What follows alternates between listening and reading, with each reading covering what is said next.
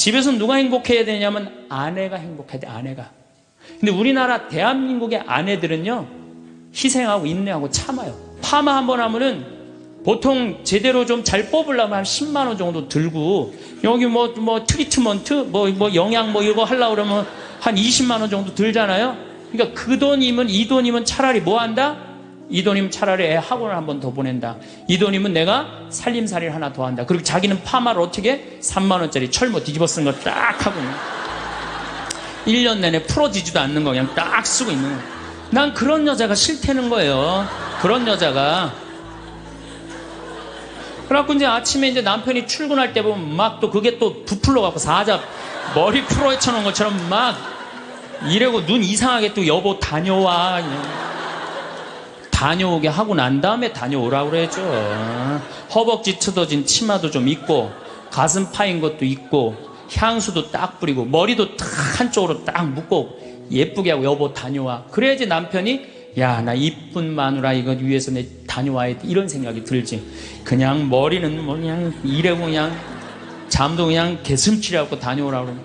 근데 또 대한민국 남자들은 착해요.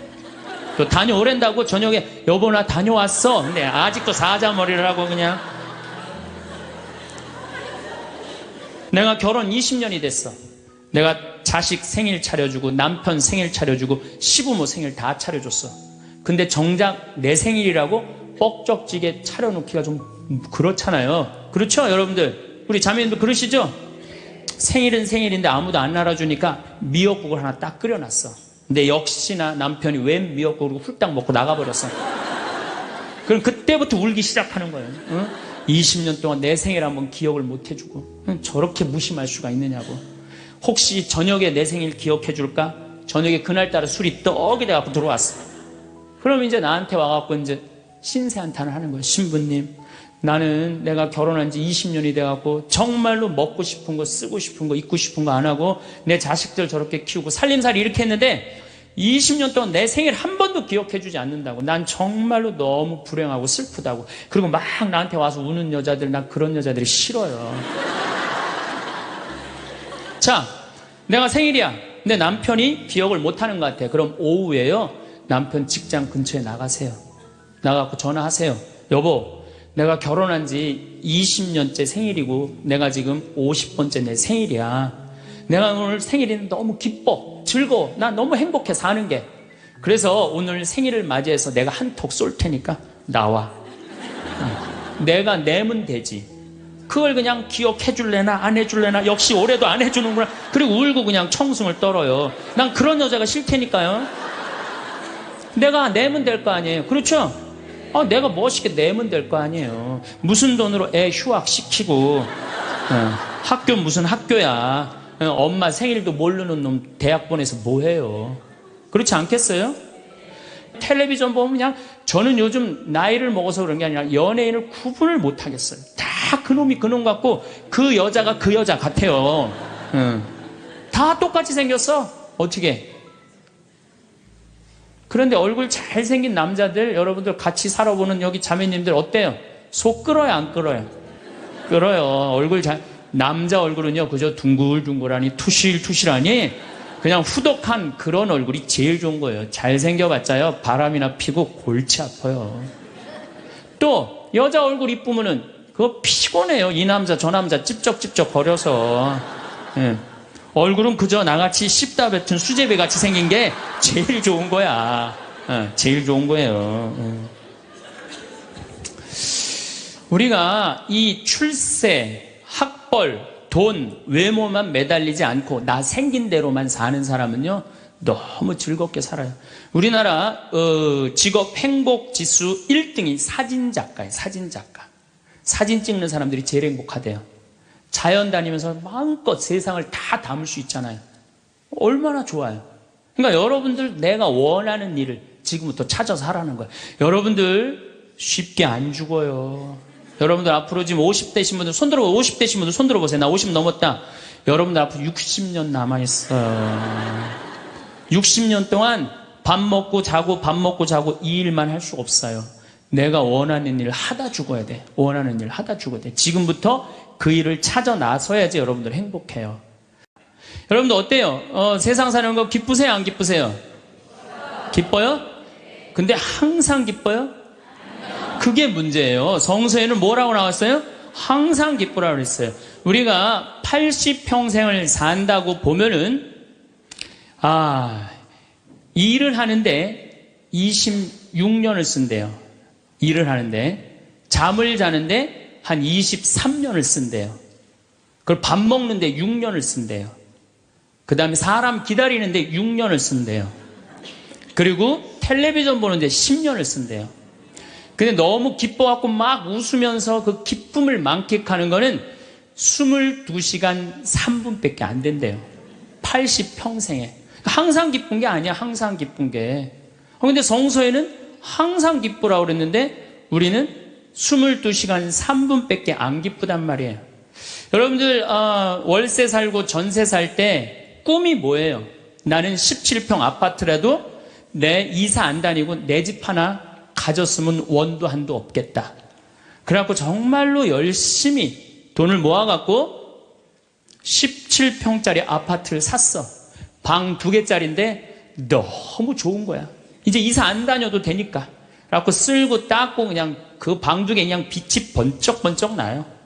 그렇게 행복하게 사는데 갑자기 친구가 차미슬 아파트 32평짜리 아파트 이사간 친구가 나 이 32평 아파트 샀다고 집들이 한다고 오라고 그래갖고 그 집에 딱 갔는데 이런 우리 집 17평이 그 집 베란다에 들어가게 생긴 거야.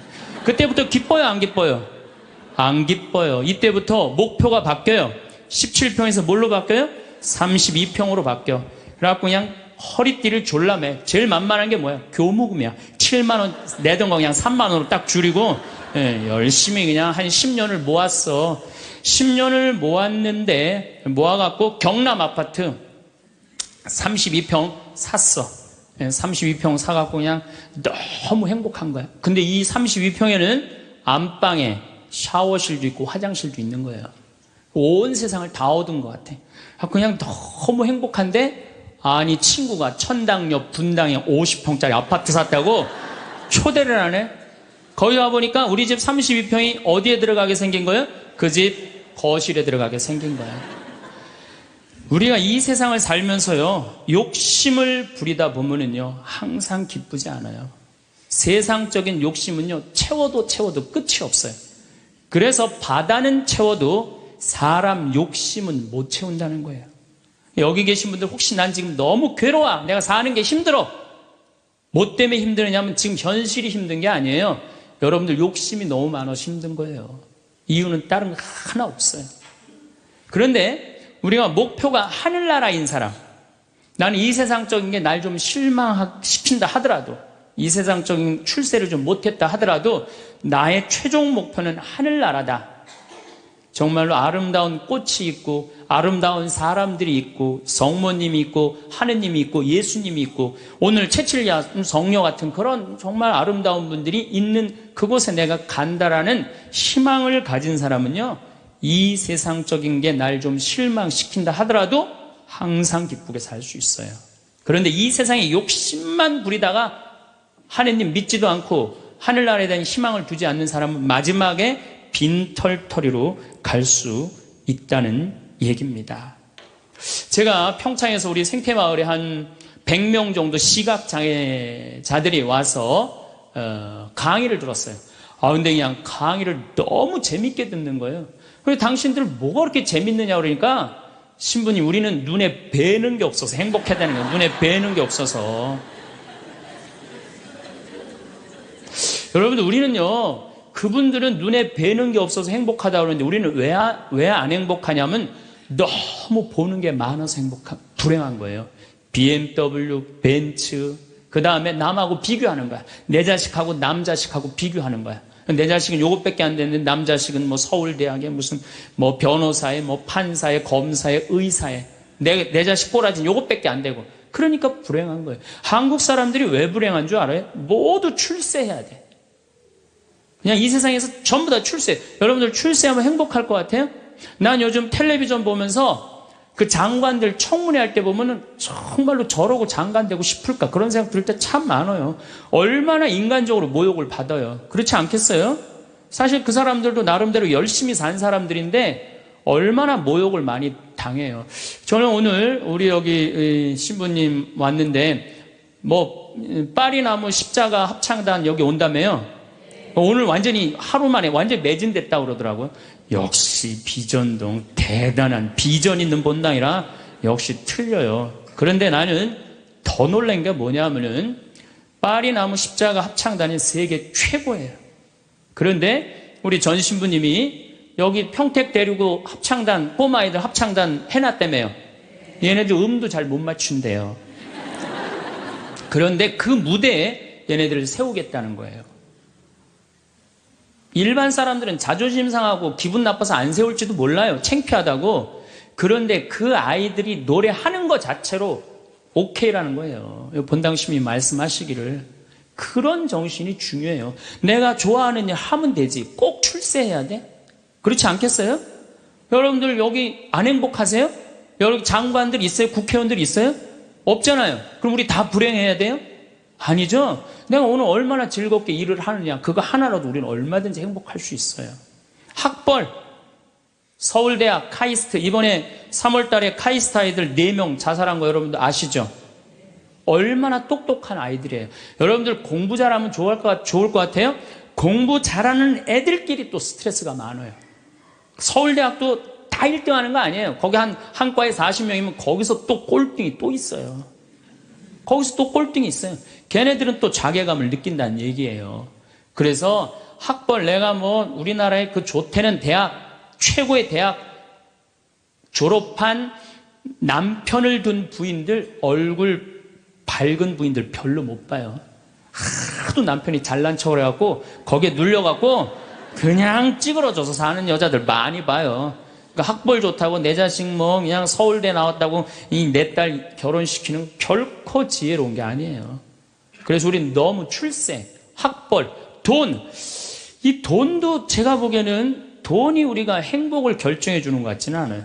저는 요즘 이 입시철만 되면은 교수들이 돈 받고 그냥 부정 입학시키고 감옥에 들어가고 그 박사까지 돼서 교수까지 돼서 그 돈 몇 푼 받아먹고 감옥에 가요. 그 요즘 부산 저축은행 줄줄이 다 들어가는 거 보세요. 돈이 많으면요 더 많은 유혹에 빠지는 거예요. 제일 행복한 사람이 어떤 사람인지 아세요? 1 더하기 1은 2라고 내가 벌은 만큼만 쓰는 사람이 제일 행복해요. 근데 또 어떤 사람이 불행한 줄 아세요? 자기가 번 걸 쓰지도 못하고 죽는 사람들 많아요. 보면 9개 번 사람은요 10개 채우려고 1개 더 모으려고요 9개 손도 못 대고 죽는 사람들 많아요. 99개 가진 사람은 100개 채우려고 99개 쓰지도 못하고 죽는 사람들 많아요. 돈은요 제가 지난번에도 강의를 했듯이 내가 쓴 것만 내 돈이에요. 내가 쓴 것만. 살아오면서, 여러분 이제까지 살아오면서 여행 다니고 맛있는 거 먹으러 다니고 성당 봉헌하고 여기 이 땅 사는데 위대한 일 하신 분들 땅값 내고 이것만 내 돈이에요. 내가 여기 비전동에서 제일 열받을 때가 언제였느냐면은 IMF 때 여기 내가 있을 때 터졌거든요. 근데 우리 교우들 20억 30억 날라간 교우들 많아요 여기 안에. 근데 술이 취해갖고 나한테 와갖고 뭐라는 줄 알아요? 신부님 이렇게 망할 줄 알았으면은 하루아침에 날릴 줄 알았으면 성당에 봉헌이라도 많이 할 걸. 내가 이 성당에서 내가 그 경험을 했다니까. 제일 열받는 거야. 다 잃어버리고 후회하지 말고 언제 해요? 있을 때 하세요. 있을 때. 그러니까 여기 지금 땅 산 거 열심히 봉헌하세요. 돈이 나를 행복하게 하는 건 아니에요. 또 우리나라 사람들은 외모를 너무 따져. 외모를. 이 4가지가 우리나라 사람들이 기쁘지 않는 이유 중에 하나래요. 그 시각장애우들이 아시면 우리 눈에 뵈는 게 없어서 행복하다고 그러더니 그분들이 우리 생태마을 앞마당에 보면 강이 내려다 보여요. 강이 내려다 보이는데 내 형제가 이 시각장애자인데 눈에 열이 너무 많았고 눈을 차라리 빼버리는 장애우들이 많아요. 그래서 아예 빼는 교우들도 있어요. 근데 눈을 정말로 다 뺀 형제 넷이서 그 강을 이렇게 내려다 보면서 내려다 보는 건지 안 내려다 보는 건지 잘 몰라도 얘기를 하는 걸 내가 들었어요. 야 베드로야, 내가 우리나라 참 많이 다녀봤는데 이렇게 경치 좋은 데는 처음이라는 거예요. 그래서 내가 물어봤어요. 아니 뭐가 그렇게 경치가 좋은지 당신이 어떻게 아느냐고. 신부님, 강물 소리 들리지 않느냐 이거야. 그 다음에 새소리 들리지 않느냐 이거야. 그 다음에 느티나무가 있는데 바람에 느티나무 흔들리는 소리 들리지 않느냐. 그 다음에 5월 달에 꽃이 만발했는데 이 꽃 향기 미친다는 거, 맑은 공기에.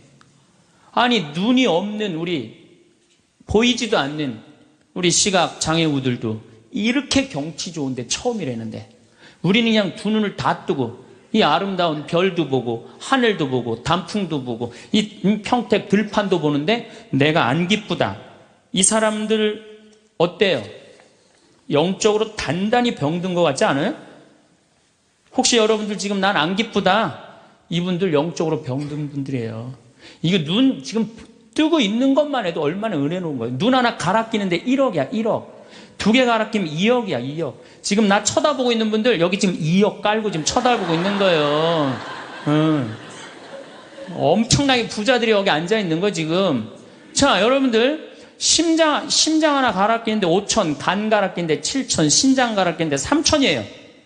그럼 요거 합치면 3억 5천이에요.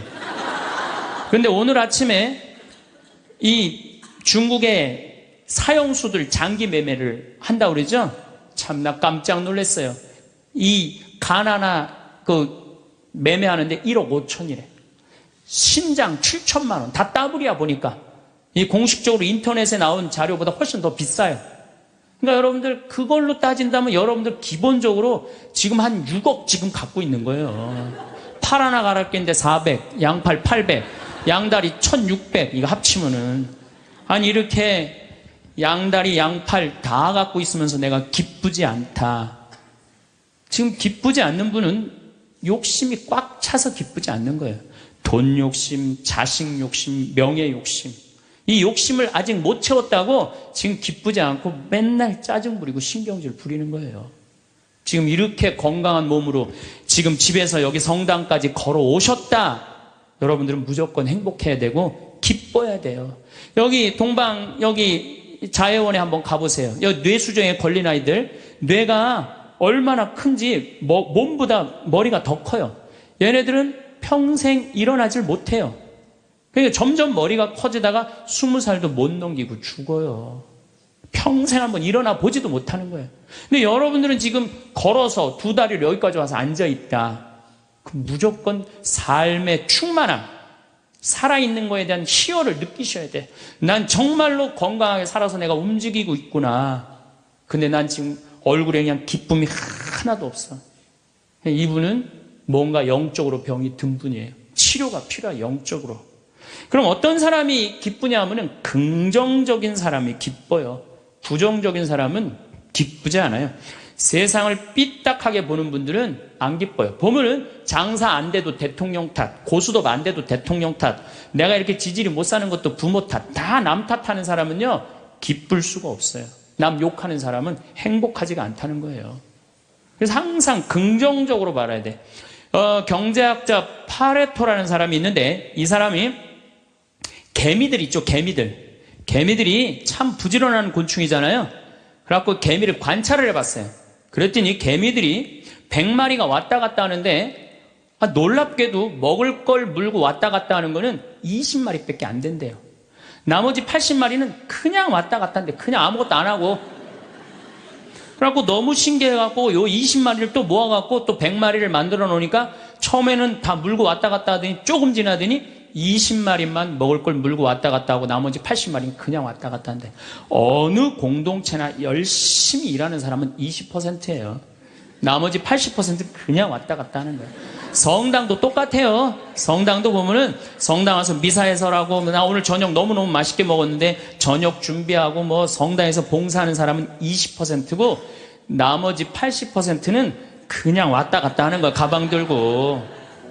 근데 본당 신부가 그 20%에 초점을 맞추느냐 80%에 초점을 맞추느냐에 따라서 본당 분위기는 하늘과 땅 차이예요. 80% 그냥 왔다 갔다 하는 사람 맨날 욕해. 당신들 그래갖고 천당 가겠느냐, 당신들 그렇게 살아서 예수님한테 상 받겠느냐, 맨날 욕먹어. 그러면 20% 열심한 20%가 무슨 생각을 하냐면, 나는 뭐야? 난 정말 집안일도 다 뒤로 하고 하는 일 이렇게 열심히 하는데 칭찬 한 번도 받은 적이 없어. 그럼 그 사람들 기운 빠져요. 성당 분위기 쫙 떨어지는 거예요. 그런데 그 20% 당신들 때문에 우리 성당 움직인다. 당신들은 하느님이 보내준 천사다. 정말로 고맙다. 이러면 20%가 으쌰으쌰 해갖고 신나게 움직이면은 나머지 80%도 얼떨결에 따라오는 거예요. 이게 바로 성당 분위기예요. 긍정적인 면을 강조하느냐, 부정적인 면을 강조하느냐, 엄청난 차이가 나요. 여러분들 남편들 100% 마음에 들어서 데리고 살아요? 한 20%만 마음에 들어도 데리고 사는 거예요. 술은 안 먹지 않느냐, 때리지는 않지 않느냐, 월급은 제때제때 갖다 주지 않느냐. 만약에 마음에 안 드는 80%만 맨날 말하면요, 그 부부는 못 살아요. 긍정적인 걸 보는 거 중요한 거예요. 내가 여기 비전동에 5년 있다가 경기도 광주 능평성당이라는 데를 갔어요. 저 개인적으로는 이 비전동이 사실은 우리 수원교구에서도 최고의 본당이라고 자부를 해요. 교우들도 정말로 착하고 말 잘 듣고. 근데 딱 갔더니 여기는 우리 박건순 신부님이 딱 저조소 했는데 거기 가보니까 아무것도 없어. 그냥 성당은 천막에다가 옆은 콘테이너에다가 바닥은 맨 흙이야. 거기 그냥 바닥에 흙에서 막 원추리 붓꽃이 막 피는 거야. 제대 꽃꽂이가 필요 없어. 알아서 펴주니까. 갔는데 분당 요한성당에서 500명을 주고 경기도 광주에서 100명을 주고 경기도 죽전성당에서 150명을 줬어요. 750명이야. 딱 갔는데 안 그래도 성당도 허접한데 아니 그 죽전에 사는 그 교우들이 우리 쪽으로 주교님이 발령을 냈단 말이에요. 이제 능평성당으로 가라고. 근데 거기서 전화가 왔어요. 교우들이. 신부님, 우리가 이제까지 죽전성당 짓느냐고 그렇게 애를 썼는데 또 신설성당으로 우리 집으로 가라고 그러더니 이 말이 됩니까? 자기네들끼리 회의를 했는데 안 오기로 결정을 했대요. 자, 제가 그 안 온다는 150명하고 싸웠을 것 같아요? 안 싸웠을 것 같아요? 안 싸웠어요. 왜? 그분들 와봤자 더 골치 아파요. 더 골치 아파요. 그래서 오지 말으라고 그랬어요. 근데 나한테 600명이야. 근데 우리 이 능평성당은 이 버스를 타고 이 능평 교우들이 분당으로 나가면은요, 버스 한 번이면 가요. 근데 우리 성당으로 오려면 2번을 갈아타야 돼. 그러니까 교우들이 다 분당으로 나가는 거예요. 미사 참여 이제 딱 150명이 오는 거, 150명이 주일날. 내가 여기 떠날 때 주일날 여기 1700명이 왔거든요. 내가 막 떠날 때 여기가 주일날. 1700명 맨날 하다가 150명 오니까 이건 사람도 아닌 거예요. 숫자가. 너무 좋더라고요. 그래갖고 미산 딱 11시 미사 한 대. 한 대니까 미사 끝나면 맨날 돼지를 한 마리씩 잡는 거예요. 하고 맨날 돼지를 먹는 거예요. 맨날. 내가 내면 총회장이 내고 총회장이 내면 부회장이 내고 돌아가면서. 그때는 돼지가 한 마리에 15만 원밖에 안 했거든요. 그래도 내가 가정방문 다니면 막 개 키우는 집에 있으면 뭐 이런 걸 키우냐고 먹자고 그냥. 잘 아실 거예요. 내가 얼마나 좋아하는지. 그래갖고 그냥 맨날 성당 마당에서 불을 지펴놓고 맨날 먹는 거야. 그런데 놀랍게도 우리 성당 마당이 분당으로 나가면요, 마당이 보여요. 그 분당 미사 참여 나가는 교우들이 맨날 성당 마당에서 그냥 불이 지글지글 일어난단 말이야. 저게 뭔가 하고 교우들이 자꾸 하나 둘씩 오기 시작하는 거야. 점점 교우들이 느는 거예요. 근데 이 1년이 지났는데 죽전에서 안 오겠다는 교우들이 전화가 왔어요. 자기네들이 회의를 했는데 오기로 결정을 했대요.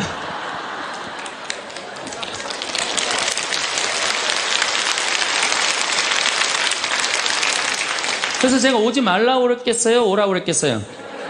대환영이라고. 그래서 오라고 떠났던 교우들이 다 오는데 교우들이 1000명이 됐어요. 1년에. 근데 또 이제 아파트가 조금씩 들어가고 2년 만에 2000명이 됐어요. 그냥 너무 즐겁더라고요. 또 거기는 교우들이 그 시골 교우들이라 산에 가고 개구리 잡아오고 뭐 하여튼 나 황대 운동하는 신부인데 너구리 잡아오고 별걸 다 잡아와. 이거 뭐 신부님 이거 개고기라고 그러고 거짓말하고 막 먹이고 너무 행복했어요. 그 예수 부활 대축일 끝나고 사순절 끝나고 예수 부활 대축일 미사 끝나고 난 다음에 숫자가 조금이니까 엠마오를 가도 회장단하고 안 가고 본당 교우들 다 가자. 우리 그땐 또 IMF 망해갖고 노는 사람이 너무 많았어. 다 가자니까 너무너무 좋아하는 거야. 내가 애들한테 물어봤어요. 초등학교, 중고등학교 애들한테. 야, 니네들 지금 학교 가는 게 중요하냐? 예수님 부활해갖고 지금 우리 엠마오 가는데 엠마오 가는 게 중요하냐? 그랬더니 애들이 엠마오 가는 게 중요하다는 거야. 야외 학습 신청해. 그래갖고 엠마오 100명씩 데리고 평창에 놀러 가고. 너무너무 즐거운 거예요. 점점 즐거운 거. 교우들이 3년째 됐는데 성당을 자꾸 짓재는 거예요. 이제 교우가 2,000명으로 늘어나니까. 나는 안 짓는다. 얼마나 아름다우냐. 그냥 땅바닥에서 그냥 원추리 붓고 피고 그러는데. 아니, 짓재는 거예요. 그럼 저 보자. 그래갖고 3년 9월에 시작해갖고 4년 부활절 입당을 했어요. 7개월 만에 성당을 줬어요. 7개월 만에. 우리 교우들이 봉헌식 하는 날, 또 봉헌식 하는 날도 내가 초등학교 애들한테 물어봤어요. 얘들아, 지금 하느님 집이 젖었는데 학교가 중요하냐? 성당 봉헌하는 게 중요하냐? 성당 봉헌하는 게 중요하대요. 그래서 니네들 오후 2시에 봉헌시니까 오전에 학교 갔다가 조퇴 다 하고 와라. 애들이 조퇴하고 100명이 왔어. 100명이. 수요일 날 봉헌식을 했는데. 그 교우들이 그래. 우리가 언제 이렇게 성당을 쳐서 봉헌을 했느냐고. 나는 사목 목표가 고객 만족이 아니라 고객 기절이에요. 교우들이 기절할 때까지 나는 한다. 그래서 여러분들 여기 어른들 바닷가 같은 거 생각나요? 700명? 가서 그냥 3박 4일 동안 기절하면서 놀았잖아요. 근데 그때도 내가 이루지 못한 일을 여러분들이 올해 우리 전 신부님이랑 저 앞에 땅 사신 거 너무 대단한 거예요. 기쁨은요, 모든 일이 일어나는 거예요. 그러니까 교우들이 기절한 상태에서 너무 행복하니까 자기 주머니에서 돈 나가는지도 모르고 막 내는 거예요.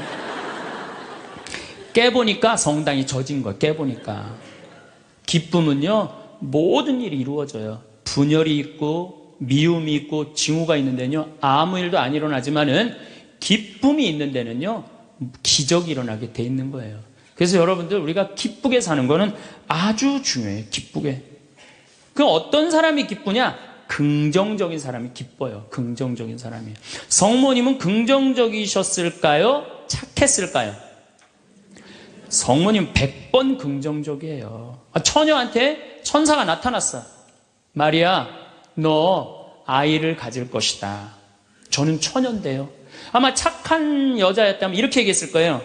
아니, 난 너무 지금 요셉이랑 약혼한 상태라 나는 요셉한테 미안해서 애 갖고 난 절대 결혼 못한다. 난 순수하고 깨끗하게 요셉한테 시집 가고 싶다. 그리고 우리 어머니 아버지 쓰러진다. 아니, 그리고 왜 처녀한테 와서 그러느냐. 애 한 둘 셋 논데 가서 얘기해봐라.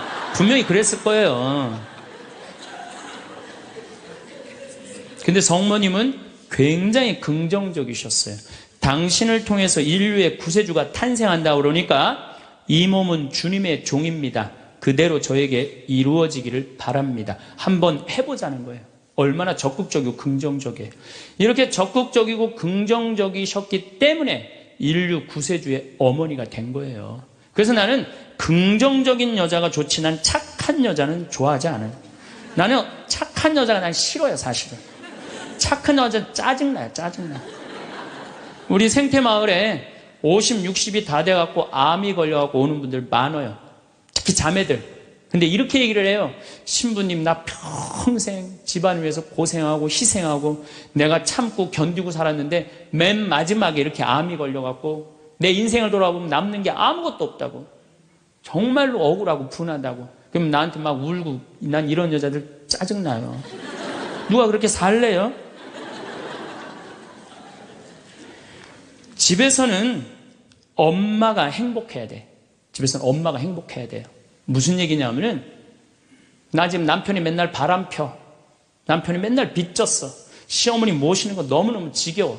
그래갖고 맨날 머리 하얀 거 탁 끼고 그냥 맨날 누워있어. 그래갖고 애가 그냥 학교 끝나고 엄마 나 학교 다녀왔어.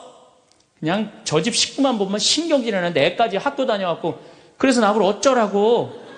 이러는 엄마는요, 애들이요, 집을 겉돌기 시작해요. 겉돌기 시작해. 엄마가 행복하지 않는 집 애들은요, 집 밖을 나가 떠돌아다니게 돼 있는 거예요. 맨날 지겨워 죽겠다. 입만 열면은. 죽었으면 좋겠다. 이렇게 말하는 엄마 있는 집의 자녀들은요, 집에 안 들어가요. 집에 들어가면 맨날 엄마가 입에서 나오는 소리가 죽었으면 좋겠다, 지겨워 죽겠다, 내 팔자야, 이러면은요, 애들은 겉돌기 시작하는 거예요. 그러면 겉돌아갖고 나가갖고 떠돌아다녀서 3년을 떠돌아다니면요, 진짜 골치 아픈 애가 돼서 돌아와요. 근데 엄마가 너무너무 기뻐. 엄마는 학교 다녀왔어. 우리 아들, 딸 수고했어. 공부하느냐고. 얼마나 힘들었어. 엄마가 맛있는 간식 사놨거든. 만들어놨거든. 딱 안아주면은요, 애는 간식 먹으면서 집에서 행복하게 살 수 있어요. 집에서 누가 행복해야 돼? 엄마가 행복해야 돼. 그러니까 여기 계신 분들, 내가 행복한 게 결국은 누가 행복한 거야? 자식이 행복한 거예요. 그러니까 누구한테 잘해줘야 돼? 엄마한테, 본인한테 잘해줘야 돼요. 희생한다고 그게 훌륭한 게 아니에요. 참는다고 그게 훌륭한 게 아니에요. 집에서 누가 행복해야 되냐면 아내가 행복해야 돼, 아내가. 근데 우리나라 대한민국의 아내들은요, 희생하고 인내하고 참아요. 더욱이 성당 다닌 사람들은 자기가 십자가 진다고 생각하고 파마 한번 하면은 보통 제대로 좀 잘 뽑으려면 한 10만 원 정도 들고 여기 뭐 트리트먼트 뭐 영양 뭐 이거 하려고 그러면 한 20만 원 정도 들잖아요. 그러니까 그 돈이면 이 돈이면 차라리 뭐 한다? 이 돈이면 차라리 애 학원을 한 번 더 보낸다. 이 돈이면 내가 살림살이를 하나 더 한다. 그리고 자기는 파마를 어떻게? 3만 원짜리 철모 뒤집어 쓴 거 딱 하고 1년 내내 풀어지지도 않는 거 그냥 딱 쓰고 있는 거예요. 난 그런 여자가 싫다는 거예요. 그런 여자가. 그래갖고 이제 아침에 이제 남편이 출근할 때 보면 막 또 그게 또 부풀러갖고 사자 머리 풀어헤쳐놓은 것처럼 막 이래고 눈 이상하게 또 여보 다녀와. 다녀오게 하고 난 다음에 다녀오라고 그러죠. 허벅지 트어진 치마도 좀 입고 가슴 파인 것도 입고 향수도 딱 뿌리고 머리도 딱 한쪽으로 딱 묶고 예쁘게 하고 여보 다녀와. 그래야지 남편이 야, 나 이쁜 마누라 이거 위해서 내 다녀와야 돼. 이런 생각이 들지. 그냥 머리는 뭐 그냥 이래고 그냥 잠도 그냥 개슴치레하고 다녀오라고 그러면. 근데 또 대한민국 남자들은 착해요. 또 다녀오랜다고 저녁에 여보 나 다녀왔어. 근데 아직도 사자머리를 하고 그냥. 여러분들 우리 평창에 읍내에 룸사롱이 있어요. 근데 룸사롱이 있는데 내가 오후 2시에 목욕을 갈 때가 있어요. 근데 우리 평창 목욕탕이 읍내에도 있지만 이 동네에 떨어진 목욕탕이 하나 있어요. 근데 그 목욕탕에서는 봉고를 운영을 해요. 시골 사람들 42개리가 있거든요.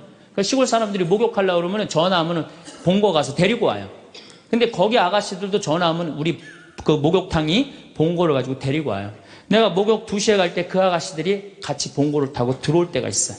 내릴 때 보면은요, 정말로 저런 여자들하고 무슨 술 맛이 나갖고 술을 먹을까 이런 생각이 들어요. 하여튼 밤새 술 먹고 그래서 겨우 이제 정신 차리고 나오니까 이상하잖아요. 나도 이제 목욕탕 들어오고 그 아가씨들도 목욕탕 들어가. 그런데 목욕이 끝나고 그 아가씨들이 꾸미고 나오면요, 들어갔던 아가씨들이 아니에요. 얼마나 예쁜지요. 술이 확 땡긴다니까 그 아가씨들 보면은. 여기 계신 여러분들도 본인한테 조금만 투자하면은, 본인을 조금만 가꾸면은 참 예쁠 거예요. 근데 자기 무슨 군인이야? 철모 딱 쓰고 옷도 1년 내내 그냥. 지금도 내가 분명히 여기 방송 촬영한다고 그랬는데 다 까만 옷 입고 왔어. 좀 이쁜 옷 좀 입고 오라고 그랬더니 그게 누가 이 보면은 좋겠어요. 결코 그게 잘하는 게 아니에요. 자기한테 투자하는 게 누구를 기쁘게 해주는 거냐면 자식하고 남편을 기쁘게 해주는 거야. 결혼 25주년이 됐어. 10주년도 까먹더니 20주년도 까먹더니 25주년은 기억해 줄래나? 한 달 전부터 계속 기다리는 거. 혹시 결혼 기념일 뭘 해줄까? 근데 역시 그날도 그냥 넘어갔어. 나한테 와갖고 신부님 난 결혼 25주년 또 한 번도 기념일을 선물을 받아본 적이 없다고. 그럼 막 눈물 흘리는 그런 여자들이 난 싫어요. 결혼 25주년인데 남편이 기억을 못하는 것 같다? 그럼 어떻게 하시면 돼요? 여보, 내 결혼 25주년인데 이번에 제주도가 7대 경관으로 뽑혔대. 내가 예약해놨거든. 일주일 동안 다 다음 주 휴학. 휴가 내. 같이 갔다 오자. 내가 내면 되지. 내가 내면 되지 않겠어요? 근데 자기를 위해서 투자하는 걸 나쁘다고 생각해요. 그리고 20년 동안 인상을 쓰고 사는 거예요. 그리고 그 집을 전부 어둡게 만드는 거예요. 집에서는 누가 행복해야 돼? 아내가 행복해야 돼. 아내가 행복해야 돼요. 집에서는 누가 행복해야 되냐면은 며느리가 행복해야 돼. 며느리가 스트레스를 받고 남편한테 스트레스를 받고 자식한테 스트레스를 받으면요, 시부모는요 더 미치는 거예요. 뭐가 기쁘다고 시어머니를 모시겠어요. 그러니까 여기 있는 우리 형제님들, 내가 남은 인생 이게 참 안 죽는 게 문제예요. 옛날에는요 평균 연령 46세 때는요 조금 못 살아도, 남편이 속썩여도, 시부모가 힘들게 해도 다 참고 살았어요. 왜 참고 살았는지 아세요? 몇 년만 참으면 죽을 거니까. 몇 년만 참으면 죽을 거니까 다 참고 살았어요. 요즘은 참고 살아도 50부터 110살까지 60년을 어떻게 참고 살아요? 뭔가 긍정적인 문제를 해결을 하고 행복하게 살아가야죠. 그러니까 집에서는 누가 행복해야 되냐면 며느리가 행복해야 돼. 그러니까 여기 있는 형제님들은 누구 행복만 책임지면 행복하냐면 마누라, 아내, 집사람만 행복하게 해주면요 여러분들 일생은, 남은 생은 전부 편안해요. 남은 생은. 그래서 집에서는 이제는 21세기는 누가 행복해야 되냐면 여자가 행복해야 돼. 여자가 행복해야지 모두가 행복한 시대가 오는 시대가 됐다는 얘기예요. 성모님도 뭐라고 그랬어요? 내 영혼이 주님을 찬송하며 나를 구하신 하느님 생각에 내 마음 기뻐 뛰노나이다. 성모님이요 그렇게 불행하게 산 게 아니에요. 굉장히 행복하게 사셨어요. 내 마음 기뻐 뛰논다. 그리고 인류의 구세주를 계속 키우셨는데 얼마나 행복하겠어요. 물론 마지막 날 아들 돌아가신 거 너무너무 마음 아팠지만은 금방 살아났잖아. 3일 만에. 그렇지 않아요? 근데 우린 뭐 통고의 어머니, 뭐 고통의 바다 이러는데 내가 보기에는 성모님은요 굉장히 행복한 분이에요. 내 마음 기뻐 뛰논다 그랬잖아요. 또 성모님이 엘리사벳을 찾아갔을 때 엘리사벳이 뭐라 그래요? 주님의 어머니가 나를 찾아주시다니 이게 어찌된 일입니까? 내 태중에 있는 이 아기도 기뻐서 뛰놀았다고 그래. 세례자 요한도 성모님의 어머니가 오니까 이게 얼마나 생동감 있는 찬양이에요. 성서에는 슬픈 것만 있는 게 아니라는 거예요. 기쁨이 너무 많다는 거예요. 결정적으로 우리가 예수님을 십자가상의 예수님만 생각하는데 그렇지 않다는 거예요. 요한복음 13장에 보면 예수님이 제자들의 발을 씻어줘요. 발을 씻어주고 난 다음에 마지막 유언을 해요. 뭐라고 유언을 하냐면은 나는 포도나무요 너희는 가지로다. 너희들이 정말로 내 옆에 붙어 있으면은 많은 열매를 맺을 것이다. 내 곁에 떠나지 말아라. 나하고 하나가 됐으면 좋겠다. 그리고 제자들을 향해서 뭐라 그래? 아버지, 이 사람들이 하나 되게 해주십시오. 아버지와 내가 하나이듯이 이 사람들도 하나 되게 해주십시오. 그리고 나는 간다. 내가 가야만이 누가 오신다? 성령께서 오신다. 너 성령께서 오시면 너희들은 물어볼 게 아무것도 없다. 그리고 맨 마지막에 이런 말씀을 하세요. 내가 이 말을 너에게 하는 이유는 내 기쁨이 너희 안에 흘러 넘치게 하려는 것이다. 자, 예수님이 제자들의 발을 씻어줬어요. 최후의 만찬을 했어요. 그리고 마지막 유언을 했어요. 유언 맨 끝에 뭐라고 그랬냐면 내가 이 말을 하는 이유는 내 기쁨이 너희 안에 흘러 넘치려는 것이다. 지금은 고통의 시간이 다가오지만은 나중에 마지막 날에 하늘나라의 문이 열리면 너희들은 물어볼 것도 아무것도 없고 그 하늘나라를 얻었다는 기쁨에 너희들 가슴이 터질 것이다. 그러니까 여러분들 내가 구원받았다는 확신이 있는 사람들은요 이 세상 힘들어도 이 세상이 좀 나를 실망시킨다 하더라도 내가 마지막에 하느님 아버지 집에 간다라는 확신이 있다면 어떨 것 같아요? 항상 기쁠 수 있어요.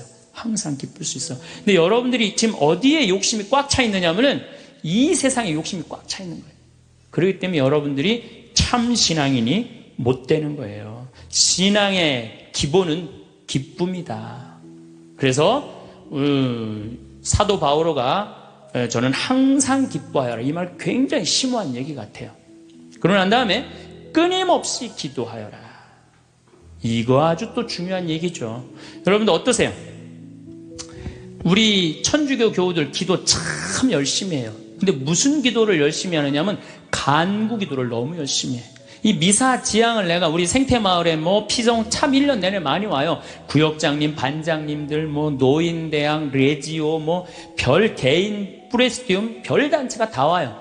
정말 열심한 사람들이 우리 생태마을에 오세요. 근데 미사 지향을 보면은요 기가 막혀요. 전부 뭐냐면은 대학 입시 합격해달라는 거. 그 다음에 딸 결혼시켜달라는 거.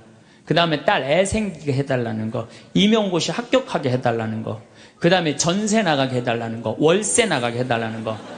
지금 분쟁이 걸려있는데 분쟁 잘 되게 해달라는 거. 이런 게 미사지향이에요. 여러분, 진정한 미사지향은 내 영혼의 구원을 위해서. 오늘 나를 위해서 미사 넣으신 우리 교우가 한 분인데 난 너무너무 고마워요. 나를 위해서 미사를 넣어야 돼요. 근데 우린 너무너무 간구기도가 많아.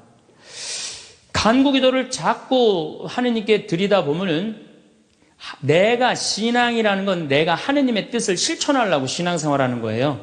근데 간구기도를 자꾸 하다 보면은 나중에 보면 하느님이 내 뜻을 실천하고 있어.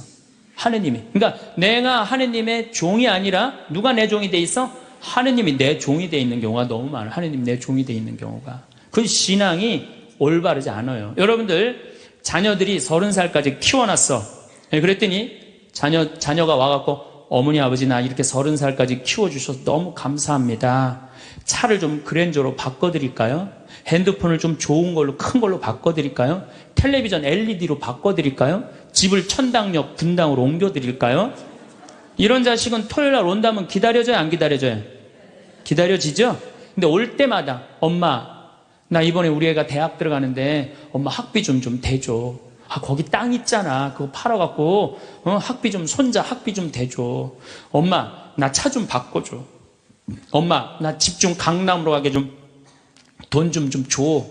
맨날 올 때마다 징징거리면서 달라고 그러는 자식. 엄마 나 토요일날 집에 갈게. 그럼 무서워요 안 무서워요? 무섭죠?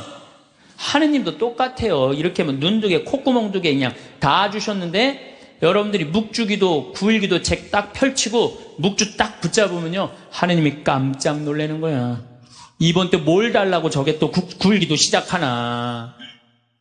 그렇게 많이 줬는데 헌금이나 많이 하면서 달라면 내가 이해를 해. 여러분들 1,000원짜리하고 10,000원짜리가 길 가다가 만났대요.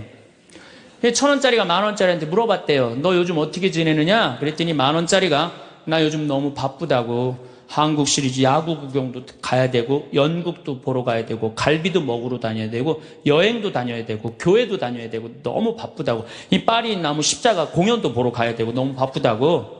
그러니까 10,000원짜리가 또 예의상 1,000원짜리한테 물어봤어요. 그러는 너는 어떻게 지내느냐 그랬더니 1,000원짜리 하는 말이 나는 사는 게 하나도 재미가 없어. 그날이 그날 같고 매일 똑같아.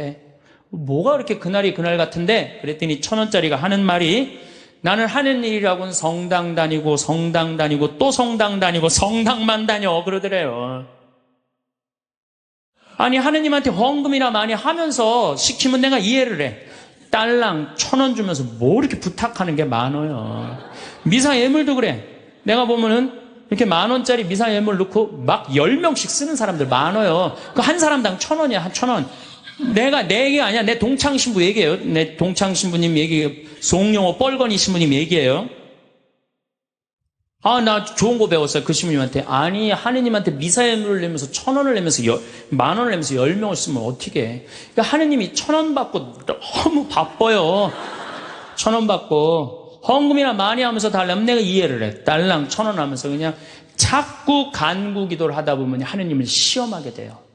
자꾸 간구기도를 하다 보면 하느님은요 감사기도 찬양기도를 드릴 때요 여러분들 하느님께 뜨거운 마음이 생기는 거예요. 성공한 사람들을 보면 크게 두 부류로 나뉘는 걸 알 수 있습니다. 하나는 자신이 성공했다고 여기저기 떠벌리고 다니는 사람들, 그리고 또 하나는 조용히 아무 말 없이 자기 삶을 사는 사람들입니다. 우리는 흔히 성공을 하면 자연스럽게 자랑하고 싶어질 거라고 생각하죠. 좋은 차를 사고 비싼 시계를 차고 SNS에 멋진 사진을 올리고 싶을 겁니다. 왜냐하면 그렇게 하면 남들이 나를 더 인정해 줄 거라고 믿으니까요. 하지만 현실은 그렇지 않습니다. 오히려 진짜 성공한 사람들은 그렇게 행동하지 않습니다. 왜냐하면 보여줄 필요가 없기 때문입니다. 돈이 많다고 높은 자리에 있다고 유명하다고 해서 굳이 그걸 드러낼 필요는 없습니다. 그걸 아는 사람들은 이미 알고 있고 모르는 사람들은 알 필요가 없죠. 그런데도 굳이나 성공했다고 떠드는 사람들이 있습니다. 그런 사람들은 왜 그럴까요? 간단합니다. 그 사람들은 사실 그렇게까지 성공한 게 아니기 때문입니다. 우리는 종종 SNS에서 성공한 사람들을 봅니다. 해외여행을 가고 고급 레스토랑에서 밥을 먹고 멋진 차를 타고 다니는 모습? 그런데 가만히 보면 그런 걸 보여주는 사람들은 언제나 뭔가를 팔고 있습니다. 강의를 팔든 자기 브랜드를 홍보하든 아니면 단순히 자기 자존감을 유지하려고 하든 간에 결국 목적이 있는 거죠. 진짜 부자들은 그렇게 하지 않습니다. 오히려 조용히 아무도 모르게 자기 일을 합니다. 왜냐하면 자랑해서 얻을 게 없기 때문입니다. 오히려 괜히 잘난 척했다가 사람들에게 이용당하거나 시기와 질투를 받거나 쓸데없는 오해를 사는 게 더 피곤합니다. 이건 단순한 돈 이야기가 아닙니다. 사회적인 성공을 이룬 사람들도 마찬가지입니다. 진짜 실력 있는 사람들은 자기 실력을 굳이 떠벌리지 않습니다. 왜냐하면 그럴 필요가 없으니까요. 자기 분야에서 최고라면 사람들이 먼저 알아서 찾아옵니다. 반대로 실력이 부족한 사람일수록 자기를 포장하려고 애씁니다. 우리가 흔히 듣는 말이 있죠. 빈수레가 요란하다.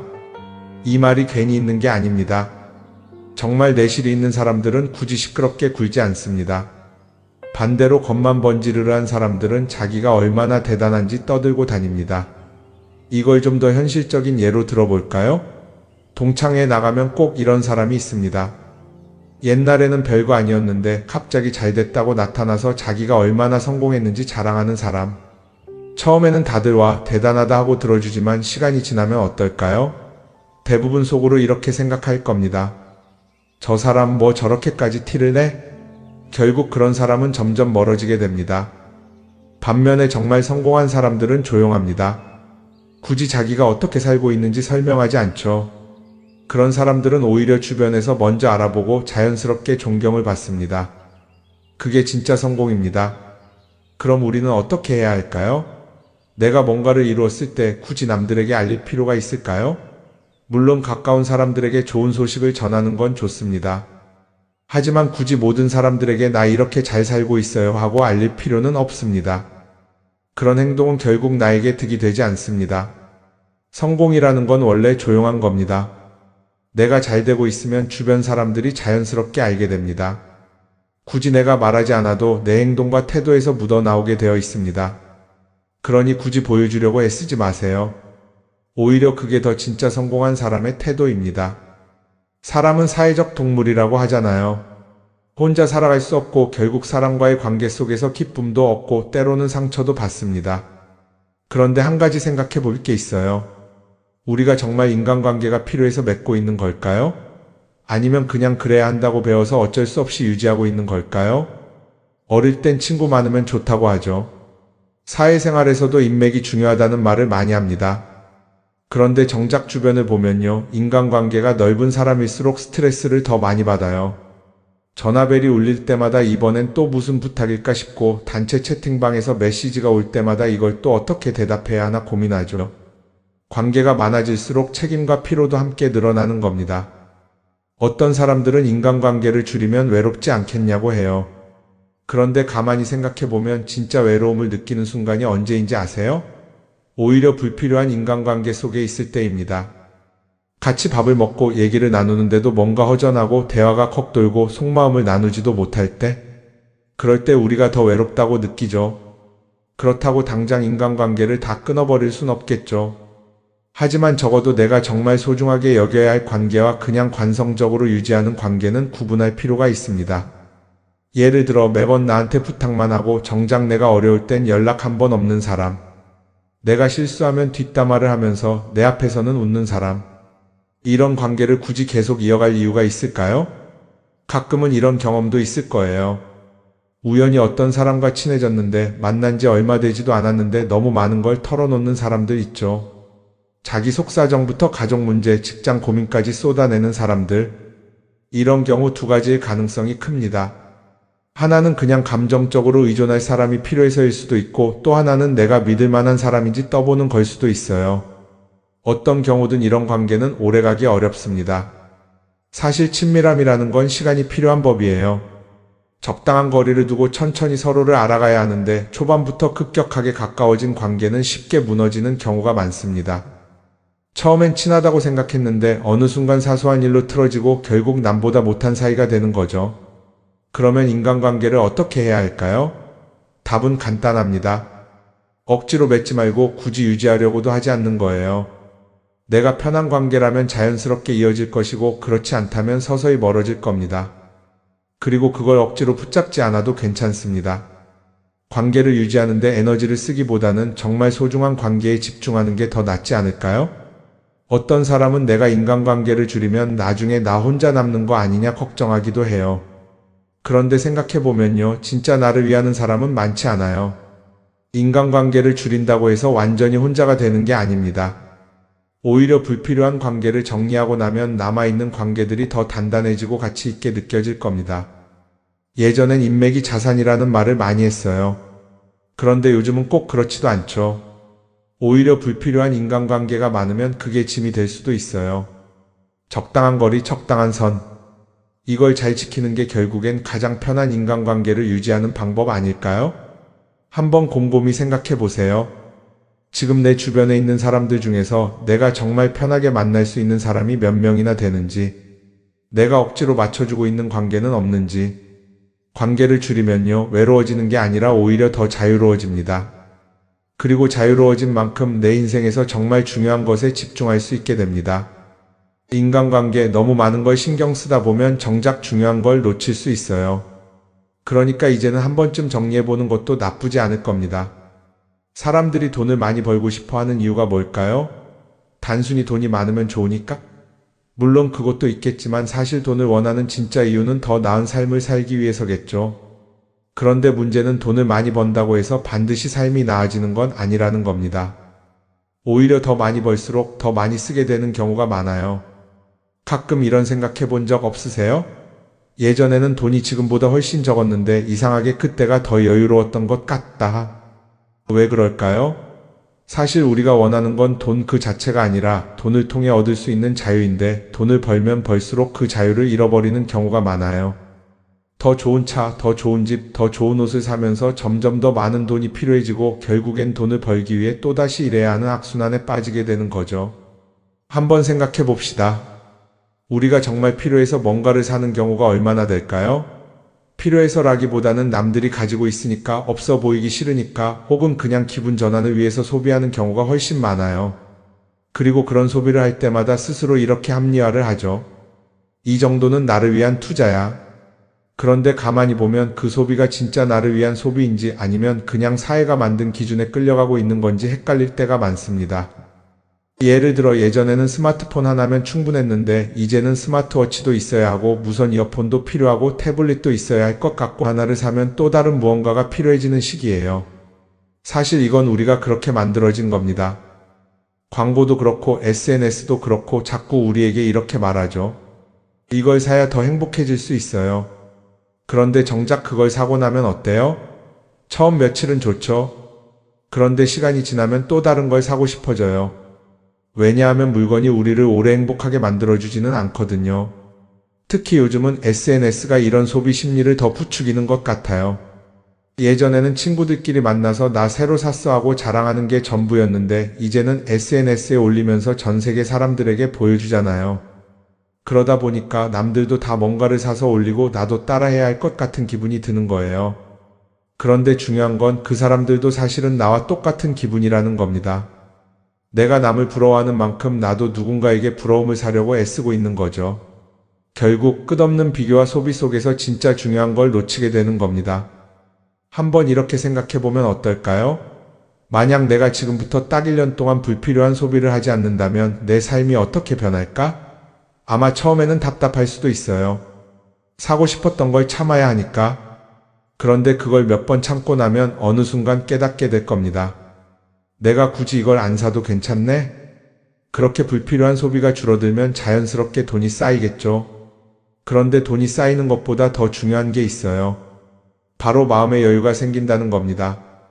돈을 쓰지 않는다고 해서 불행해지는 게 아니라 오히려 소비로부터 자유로워지면서 진짜 행복을 찾을 수 있어요. 물론 이걸 실천하는 게 쉽지는 않겠죠. 우리 주변에는 소비를 부추기는 것들이 너무 많으니까요.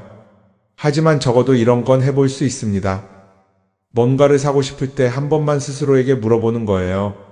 이게 정말 나한테 필요한 걸까? 아니면 그냥 순간적인 욕심일까? 만약 그 질문을 던졌을 때 5초 안에 당연히 필요하지 라는 답이 나오지 않는다면 사실 그건 없어도 되는 물건일 가능성이 큽니다. 정말 필요한 건 고민할 필요도 없이 바로 떠오르거든요. 그러니까 이제는 한 번쯤 생각해 봐야 할 것 같아요. 나는 지금 내가 원하는 삶을 살고 있는 걸까? 아니면 남들이 만든 기준에 맞추기 위해 내 시간을 팔고 있는 걸까? 소비를 줄인다는 건 단순히 돈을 아끼는 게 아닙니다. 그건 결국 내 삶의 선택권을 되찾는 일이거든요. 돈을 많이 버는 것도 중요하지만 더 중요한 건 그 돈을 어떻게 쓰느냐입니다. 그리고 때로는 아무것도 사지 않는 게 최고의 선택일 수도 있어요. 우리는 요즘 SNS 없이 사는 게 거의 불가능한 시대에 살고 있죠. 아침에 눈 뜨자마자 휴대폰을 확인하고 출근길에도 SNS를 보고 잠들기 전까지도 계속 들여다봅니다. 그러면서 남들이 어떻게 사는지 보고 나도 모르게 비교하게 되고 때로는 초조해지기도 하죠. SNS에 올라오는 사진들 한번 보세요. 맛집에서 멋진 음식을 먹고 해외여행을 다니고 좋은 옷을 입고 성공한 삶을 사는 사람들. 그런데 가만히 보면 이 사람들이 정말 행복해서 저런 사진을 올리는 걸까요? 아니면 그냥 행복해 보이고 싶은 걸까요? 실제로 SNS에 가장 많이 올라오는 사진이 뭔지 아세요? 남들이 부러워할 만한 순간들입니다. 집에서 편하게 쉬고 있는 모습이나 출근길에 지친 얼굴, 어제 먹다 남은 배달 음식 사진 같은 건 잘 안 올리죠. 대신 멋진 레스토랑, 명품 가방, 고급 호텔 같은 것들이 올라옵니다. 왜 그럴까요? 결국 SNS는 보여주기 위한 공간이기 때문입니다. 여기서 중요한 게 있어요. 우리가 SNS에서 보는 건 그 사람의 삶 전체가 아니라 편집된 일부 장면이라는 겁니다. SNS는 마치 한 편의 다큐멘터리나 영화처럼 잘 꾸며진 장면들만 보여줍니다. 그런데도 우리는 그걸 보면서 아, 저 사람은 나보다 더 행복하구나 하고 착각하죠. 예를 들어 SNS에서 한 친구가 해외여행을 가서 아름다운 풍경을 찍어 올렸다고 해볼게요. 우리는 그걸 보면서 부럽다, 나도 저렇게 살고 싶다라고 생각하겠죠.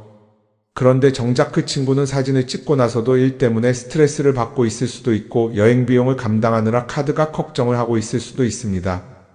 그 부분은 우리는 알 수가 없죠. 그런데 문제는 이렇게 남들과 비교하는 습관이 쌓이면 결국 내 삶이 초라하게 느껴진다는 겁니다. 원래는 그냥 조용히 살아도 괜찮았는데 SNS를 보고 나면 나만 뒤처지는 것 같고 뭔가를 더 해야 할 것 같고 괜히 불안해지죠. SNS는 기본적으로 사람들의 비교 심리를 자극합니다. 남들이 가진 걸 나도 갖고 싶게 만들고 남들이 하는 걸 나도 해야 할 것 같은 기분이 들게 만들죠. 그러다 보니 필요하지도 않은 걸 사게 되고 무리해서라도 화려한 곳에 가게 되고 남들에게 보여주기 위해 사는 삶을 살게 됩니다. 그럼 어떻게 해야 할까요? 사실 정답은 간단합니다. SNS에서 보이는 것들을 곧이곧대로 믿지 않는 것입니다. 그리고 더 중요한 건 남과 비교하는 걸 멈추는 것이에요. 어떤 사람이 비싼 차를 타고 다닌다고 해서 그 사람이 꼭 행복한 건 아닙니다. 좋은 차를 타고 다니지만 밤마다 사업 걱정에 잠 못 이루는 사람도 많아요. 반대로 대중교통을 이용하지만 마음 편하게 사는 사람도 있죠. 결국 행복은 보이는 것이 아니라 느끼는 것입니다. SNS를 덜 보면 덜 불행해진다는 연구 결과도 있어요. 하루 종일 남의 삶을 보면서 비교하는 시간을 줄이면 내 삶에 집중할 수 있는 시간이 많아지는 겁니다. SNS를 완전히 끊을 필요는 없지만 최소한 그 안에 있는 것들이 전부 진짜라고 생각하지 않는 태도는 필요합니다. 우리는 누구나 자신만의 속도로 살아가고 있어요. 남들은 남들대로 사는 거고 나는 나대로 살면 됩니다. SNS에서 남들의 화려한 모습을 볼 때마다 한 번쯤 이렇게 생각해 보세요. 이건 그 사람이 보여주고 싶은 삶일 뿐이다. 그러면 조금은 편해질 겁니다. 사람들은 다들 자기 인생을 살아간다고 생각하죠. 그런데 가만 보면 정말 자기 인생을 사는 사람이 얼마나 될까요? 많은 사람들이 사실은 남이 만들어 놓은 기준에 맞춰서 살고 있어요. 좋은 대학, 좋은 직장, 좋은 차, 좋은 집. 다들 이런 걸 목표로 삼지만 정작 내가 원하는 삶이 뭔지 깊이 생각해 본 적이 없는 경우가 많아요. 이건 어릴 때부터 교육받아온 방식과도 관련이 있어요. 우리는 어릴 때부터 이렇게 살아야 한다는 틀 안에서 자라죠. 공부 열심히 해서 좋은 성적을 받아야 하고 좋은 직장을 가져야 하고 결혼도 적당한 때에 해야 하고 마치 인생이 정해진 수순이라도 있는 것처럼요. 그러다 보니 나 스스로 정말 원하는 걸 고민하기보다는 그냥 남들이 정해놓은 목표를 따라가게 돼요. 그런데 이렇게 남의 기준에 맞춰서 살다 보면 어느 순간 공허함을 느끼게 됩니다. 이게 정말 내가 원했던 삶인가? 하는 의문이 들 때가 오죠. 어릴 땐 성적이 목표였고, 사회에 나와서는 연봉이 목표였고, 결혼하고 나서는 아이 교육이 목표였는데 그 목표를 이루고 나면 허무한 거예요. 계속 뭔가를 이루긴 했는데 정작 나는 어디에 있는지 모르겠는 거죠. 진짜 중요한 건 내가 원하는 게 뭔지를 아는 것이에요. 그런데 이게 쉽지 않죠. 오랫동안 남의 기준대로 살아왔기 때문에 막상 내가 정말 원하는 게 뭐지? 하고 물어보면 선뜻 대답하기 어려운 경우가 많아요. 하지만 이 질문을 하지 않으면 우리는 평생 남이 정한 기준 속에서 살게 됩니다. 그럼 어떻게 해야 할까요? 첫 번째로 필요한 건 내가 왜 이런 생각을 하게 됐는지 스스로 점검하는 거예요. 예를 들어 내가 비싼 차를 사고 싶다고 생각한다면 그게 정말 내 필요 때문인지 아니면 남들에게 잘 보이기 위해서인지 한번 따져봐야 해요. 만약 남들이 나를 어떻게 볼까 하는 게 더 중요하다면 그건 내 기준이 아니라 사회가 만들어 놓은 기준일 가능성이 큽니다. 두 번째는 다른 사람의 의견에 휘둘리지 않는 연습을 하는 거예요. 우리는 살아가면서 끊임없이 남들의 평가를 받죠. 그 나이에 그런 걸 시작한다고? 지금 그게 가능하겠어? 이런 말들이 우리를 흔들어 놓습니다. 그런데 그런 말에 신경 쓰다 보면 결국 아무것도 하지 못하게 돼요. 중요한 건 남들이 뭐라고 하든 내가 결정하는 거예요. 물론 남의 조언을 들을 수도 있고 참고할 수도 있죠. 하지만 최종 결정은 항상 내 몫이어야 합니다. 내가 결정하고 내가 책임지는 거. 그렇게 해야 내 삶을 온전히 내 것으로 만들 수 있어요. 세 번째는 내가 한 선택에 책임지는 자세를 가지는 거예요. 많은 사람들이 무언가를 선택하고 나서도 후회하죠. 괜히 이걸 했나? 이 선택이 잘못된 건 아닐까? 그런데 한 가지 확실한 건 후회한다고 해서 과거가 바뀌지는 않는다는 거예요. 내가 한 선택이라면 그 선택이 틀렸다고 해도 받아들이고 그 안에서 최선을 다하는 게 더 중요해요. 이렇게 말하면 그럼 실수하면 어떡하죠? 라고 걱정하는 분들도 있을 거예요. 하지만 생각해보면 우리가 실수를 두려워하는 이유도 결국 남의 시선 때문이에요. 내가 실패하면 남들이 날 어떻게 볼까? 이런 걱정이 더 크죠. 그런데 남들은 생각보다 우리한테 관심이 없어요. 우리가 성공하든 실패하든 남들은 자기 삶을 사느라 바빠요. 그러니까 내 인생의 주인은 결국 나 자신이라는 걸 명확히 할 필요가 있어요. 내 선택을 하고 그 선택에 책임지면서 남이 아니라 나에게 맞는 길을 찾는 것. 그게 진짜로 내 삶을 살아가는 방법이 아닐까요? 어쩌면 우리는 너무 오랫동안 이렇게 살아야 한다는 틀 속에 갇혀 있었는지도 모릅니다. 하지만 이제는 한 번쯤 생각해 봐야 합니다. 나는 진짜 내 삶을 살고 있는가? 그리고 만약 아니라면 지금부터라도 조금씩 바꿔보면 어떨까요?